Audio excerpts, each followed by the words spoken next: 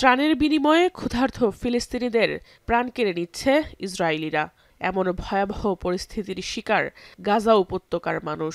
প্রায় ৩ মাস বন্ধ থাকার পর গাজায় ফিলিস্তিনিদের মধ্যে সহায়তা বিতরণ শুরু করেছে মার্কিন সমর্থিত Gaza humanitarian foundation.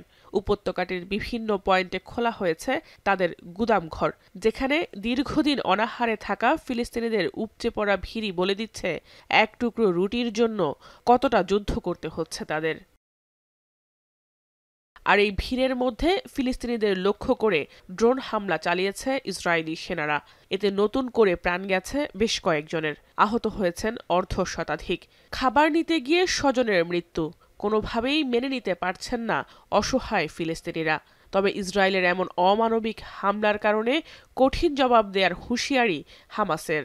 They were far from the aid distribution point, around half a kilometer.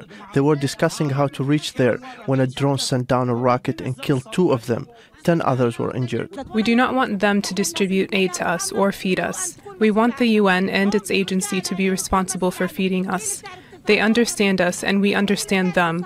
এদিকে গাজায় জাতিসংঘের একটি গুদামে হামলে পড়ে দুর্ভিক্ষের মুখে থাকা ফিলিস্তিনিরা। এ সময় গুদাম ভেঙে সহায়তা নিতে গিয়ে হতাহত হন বেশ কয়েকজন। খাদ্য সহায়তার পাশাপাশি সীমিত পরিসরে মেডিকেল সহায়তা প্রবেশ করেছে গাজায়। অপরদিকে উপত্যকাটির দক্ষিণাঞ্চলীয় কেরাম শালোম সীমান্তে একযোগে ত্রাণ ও ইসরায়েলি মারণাস্ত্র প্রবেশ করছে। ওই অঞ্চলের নিরাপত্তার নামে সমরাস্ত্র ও ট্যাঙ্কারের মজুদ বাড়াচ্ছে Tel Aviv.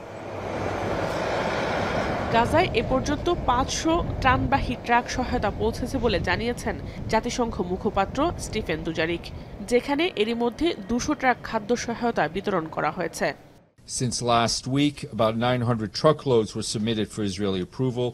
800 were approved, but just 500 could be offloaded on the Israeli side of Karim Shalom, and even fewer made it into the Palestinian side, where we and our partners could collect just over 200 of them, limited by insecurity and restricted access.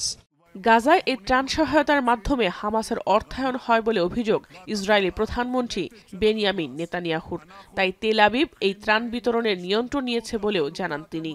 וזה מה שמחסל להם את היכולות השלטוניות, כי התחייבנו גם לחסל את היכולות השלטוניות וגם את היכולות הצבאיות, ואת שני הדברים אנחנו עושים ונשיג אותם. গাজায় ত্রাণ সহায়তা চালু করলেও থেমে নেই ফিলিস্তিনি হত্যা। মুহুর্মুহুর গোলার শব্দে এখনও কেঁপে উঠছে গাজা ভূখণ্ড। আর এতে প্রতিদিনই নিহত হচ্ছেন ফিলিস্তিনিরা, যার বেশিরভাগই নারী ও শিশু। গাজার এমন নির্মমতার চিত্র তুলে ধরতে গিয়ে জাতিসংঘ নিরাপত্তা পরিষদের অধিবেশনে কান্নায় ভেঙে পড়েন ফিলিস্তিনের রাষ্ট্রদূত। The ceasefire in March, over 1,300 Palestinian children have been killed and around 4,000 have been injured. To their families, and to see the situation of the Palestinians without us having hearts to do something is beyond the ability of any normal human being to tolerate. এদিকে যুক্তরাষ্ট্র বলছে গাজা সংকটের দীর্ঘমেয়াদী সমাধানে কাজ করছে Washington. We are on the precipice of sending out a new term sheet. The president is going to review it, and I have some very good feelings about getting to a long-term resolution. এরই মধ্যে ইসরায়েলের তেল আবিবে অব্যাহত রয়েছে Netanyahu বিরোধী বিক্ষোভ। এ সময় জিম্মিদের মুক্ত করতে ব্যর্থতার অভিযোগে প্রধানমন্ত্রী বেনিয়ামিন নেতানিয়াহুর পদত্যাগের দাবিও জানান তারা, যদিও বিক্ষোভে থেমে থেমে চলে পুলিশের ধরপাকড়। জাহানারা ভুঁইয়া, এখন বিশ্ব। একনল অ্যাডভান্সড হাইজিন সোপ, এবার জীবাণু ধুলাবালি ঘাম ক্লিন বোল্ড।